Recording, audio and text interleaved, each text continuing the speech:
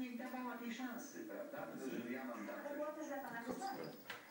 Zapolował na naszego psa. Że ja pokażę, że ja potrafię. I że ja potrafię, tak. Oczywiście. Oczywiście. No mówi pan, że to się zdziwiła, bo potem zobaczyła pana w tych wszystkich rolach, prawda? I Korczak, i Robespierre, Tak, już nie zdążyłem. ale tak sobie myślę, ile pan musiał w tej swojej tutaj duszy, w tym swoim środku pogrzebać, przewartościować, szukać, odnaleźć. Co było tym funkcją myślenia?